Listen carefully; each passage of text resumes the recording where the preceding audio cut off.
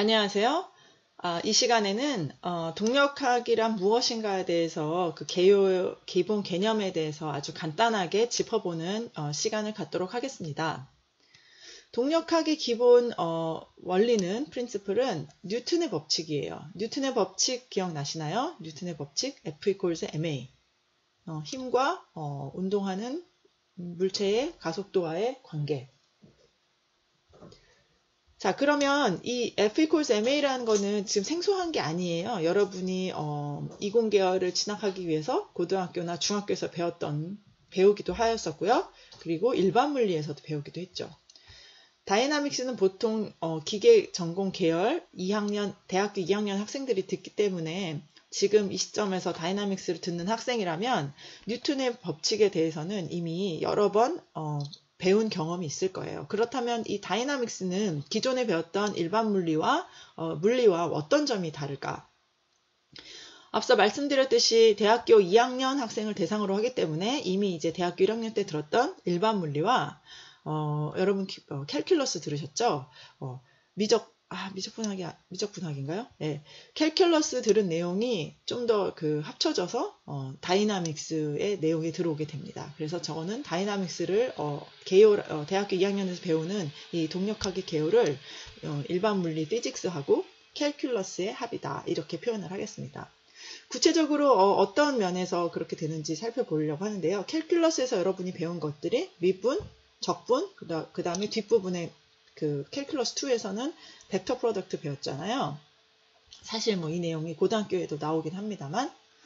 자, 그래서 F equals ma, 즉, 이 내용을 가지고 우리가 속도와 velocity와 acceleration 관계를 알기 위해서는 미분을 하게 되죠. 포지션을 미분해서, displacement을 미분해서 속도를 얻게 되고, 속도를 미분해서 가속도를 얻게 돼서 이 과정에서 미분이 들어가게 됩니다.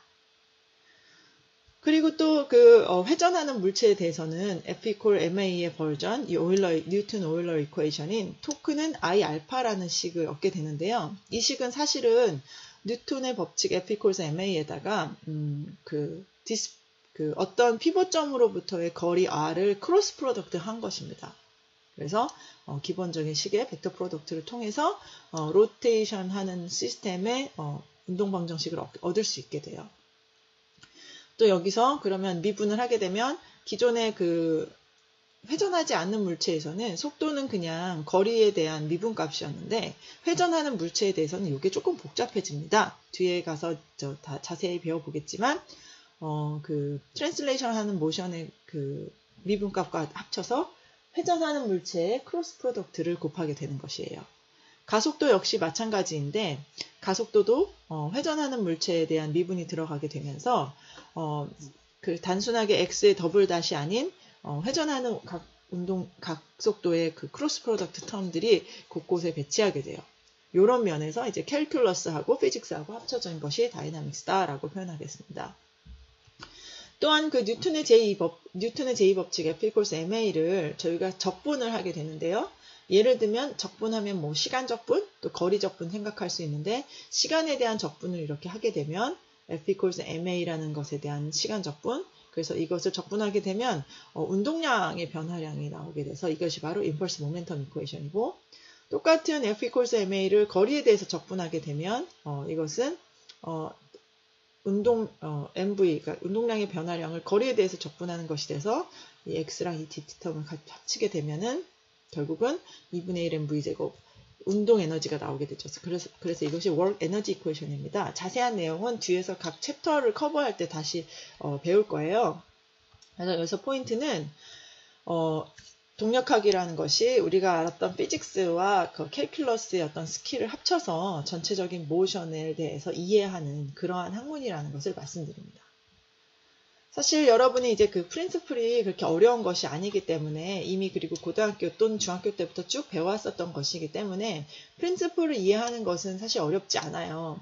그래서 동력학 수업을 들을 때 뭔가 개념이 되게 어렵다던가 그렇지는 않은데 이제 제가 생각하기에 그리고 저도 수십 년 전에 겪었던 경험에 의하면 수업 시간에는 너무 재밌게 내용을 잘 알아들었는데 막상 숙제를 하려고 하거나 시험 문제 풀려고 하면 머리가 딱 백지가 되는 그런 상황이 와요. 제가 보기에 이것은 프린시플과 프랙티스의 문제라고 생각합니다. 예를 들어서 이런 그 뭐 골프공이 농구공하고 서로 반대 방향의 속도 V로 오고 있다 부딪혔다. 이게 전형적인 충돌 문제인데요. 이 충돌 문제에서 뭐 모멘텀이 보존이 되느냐, 그 다음에 에너지가 보존이 되느냐, 이런 것들을 묻고 거기에 대한 질문에 대답하는 이런 것들이 보통은 이제 교과서에 나오고 수업 시간에 커버하는 내용인데, 이 프린시플은 그렇게 어렵지 않아요. 그런데 이런 것이죠. 예를 들어서 이 두 물체가 충돌할 때 각각의 스피드가 주어지고 반발 계수가 주어졌을 때 그 실제로 그 컨설브 되는 모멘텀의 양을 구한다던가, 아니면은 그 손실되는 에너지를 구한다던가 하는 실제적으로 이렇게 문제를 푸는 것들, 그걸 프랙티스라고 제가 표현을 하겠는데, 이것들을 병행하지 않으면은 내가 분명히 다이나믹스에 대해서 되게 많이 알고 있는 것 같은데 막상 숙제를 하려거나 문제를 풀려고 하면 모르겠다, 이런 현상이 와요. 그래서 동력학은 프린시플을 이해한 다음에는 부단히 프랙티스, 문제풀이 연습을 통해서 이해를 하셔야 그것이 다시 나한테 체감되는 프린시플이 됩니다. 당연한 얘기 같지만 또 일부 학생들은 아니 우리가 대학에서 와서도 고등학교 때처럼 그렇게 문제풀이를 해야 되냐고 하지만, 사실은 우리가 어떤 지식을 습득하는 데 있어서 이 두 가지는 함께 가야 합니다. 그래서 여러분이 이 동력학을 배우면서 프린시플에 대해서 이해하고 그와 못지않게 프랙티스를 같이 균형 있게 함으로써 동력학을 잘 마스터하기를 바라요. 프린시플을 익히는 방법으로는 사실 고등학교 때나 이렇게 그 시간에 쫓겨서 물리를 배울 때는 충분히 하지 못했었을 것인데, 여러분이 어떤 현상, 물리 문제를 볼 때 답을 낸다고만 생각하지 말고 이게 왜 이렇게 되지? 어떻게 해서 이러한 가끔은 이제 이렇게 회전으로만 들어가도 그러니까 직관적으로 이렇게 되겠구나 하지 않은 것들도 있습니다. 그러니까 그런 것들에 대해서는 여러분이 이게 왜 이렇게 되지? 이게 나의 직관에는 맞는가? 내가 직관적으로 이게 이렇게 했다고 느끼지 않으면 내가 뭘 놓치고 있는 것이지? 이렇게 스스로 생각해보는 연습을 하면 좋겠고요. 프랙티스는 그야말로 문제를 많이 풀어봐야 돼요. 그래서 어떤 한 문제를, 그리고 근데 사실 이제 전공 과목이 이 과목만 있는 것이 아니라 바쁘잖아요. 그러니까 어떻게 좀 팁을 드리자면, 한 문제를 푼 다음에 교과서에 연습 문제에 가가지고 그 비슷한 유형의 문제랑 한꺼번에 한 두세 개씩 더 풀어보는 거예요. 그렇게 되면 문제 유형에 대해서 파악할 수 있게 됩니다. 예를 한번 들어볼게요. 이 문제는 사실은 챕터 6, 저 뒷부분 중간고사 이후에 나오는 문제인데, 여기 지금 동그란 게 디스크고요. 어떤 디스크의 그 가운데 축에 이렇게 줄이 매달려 있고, 줄이 도르래를 거쳐서 여기 있는 어떤 블럭에 그 테이블 아래쪽에 이렇게 매달려 있는 블럭과 연결이 되어 있습니다. 이렇게 되면은 지금 매스가 같잖아요. 어떻게 될 것 같은가요? 매스가 같으니까 평형을 유지할까요? 네. 그래서 만약에 이게 운동을 시작했다고 하면, 오른쪽으로 운동을 시작했다고 하면, 이때의 가속도는 무엇인가? 이 문제를 푸는 겁니다. 근데 이게 지금 이게 동그라미, 블럭이 아니고 동그라미 그 디스크라서 그 컨택 포인트에 대한 성질이 중요하게 되고요. 여기서는 rolls without slipping. 슬립하지 않고 구른다, 이런 조건이 있어요. 이 문제는 사실 챕터 6에 나오는 것인데, 간단하게 스텝을 알려드리면, 가장 먼저 물체의 프리바디 다이어그램을 그립니다. 이 자세한 내용은 뒷 챕터에서 배울 거예요. 디스크의 프리바디 다이어그램, 그리고 그 블럭의 프리바디 다이어그램을 각각 X랑 Y 방향으로 그린 다음에 이것의 기초에서 운동방정식을 구하게 되죠. F equals MA랑 토크는 I 알파, 이것의 모멘트는 I 알파를 구하게 되고, 여기 T는 장력인데 좀 헷갈리나요? 토크랑 모멘트라고 쓸 거 그랬네요. 그래서 이제 X방향의 그러니까 디스크의 운동방정식, 그리고 블럭의 운동방정식을 세우고, 그 다음에 이제 로테이셔널 운동방정식 세운 다음에, 이런 것들이 언노운이거든요. 알 수 없는 값들인데, 일부는 소거하고, 또 일부는 여기 롤링 without slipping이라는 컨디션으로부터 각속도와 가속도 관계를 이제 도입을 해가지고 그것을 대입해서 풀면 우리가 가속도가 얼마다, 이렇게 값을 나오게 돼 있어요. 자세한 내용은 챕터 6에서 다루게 될 것입니다. 그래서 이런 문제를 풀었다고 치면 그 연습 문제에서 비슷한 문제를 찾는 거예요. 도르래를 통해서 두 가지 물체가 있고 스트링으로 연결돼서 왔다 갔다 이동할 때 가속도 구하는 문제. 그러면 아까 이 문제는 그 챕터 6의 문제였지만 디스크를 그냥 블럭으로 바꾸면 이렇게 단순하게 이런 문제들을 찾을 수가 있어요. 챕터 3 같은 데 보면은 빗면에 물체 하나 있고 도르래 있고 매달려 있는 이런 상황.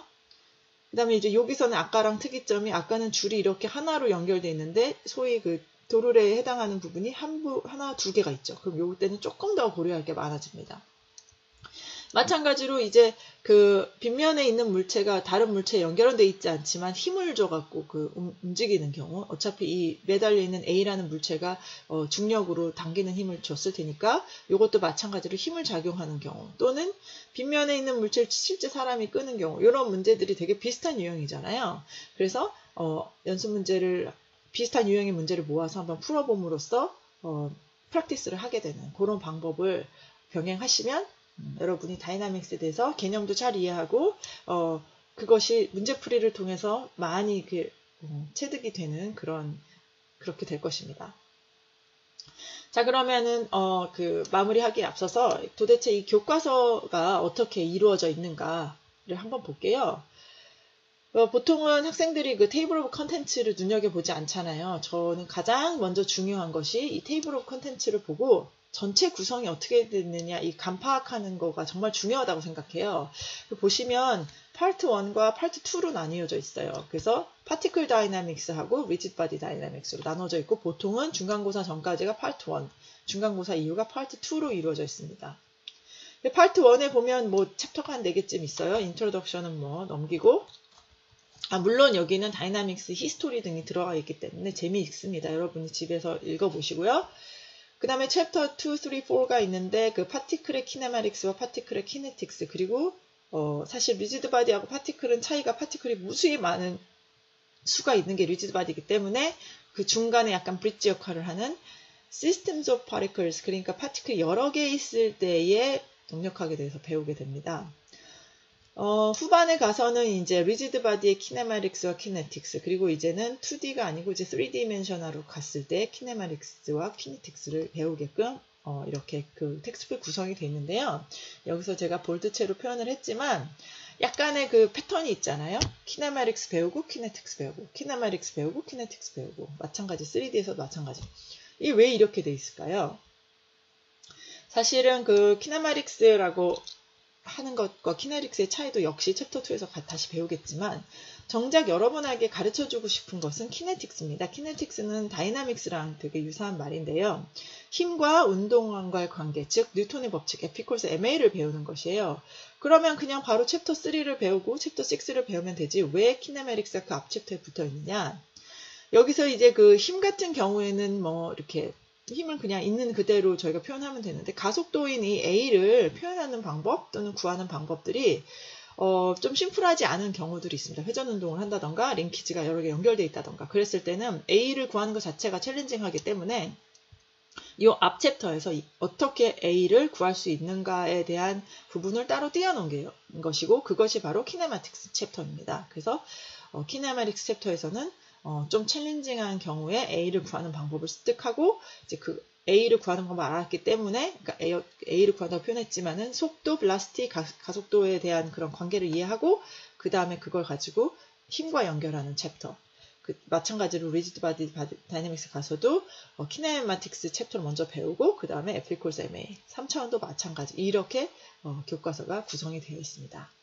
자, 그러면 이렇게 그 다이나믹스에 대한 아주 간단한 인트로를 마쳤고요. 다음 시간에는 본격적으로 우리가 키네마틱스에 대해서 배워보도록 하겠습니다.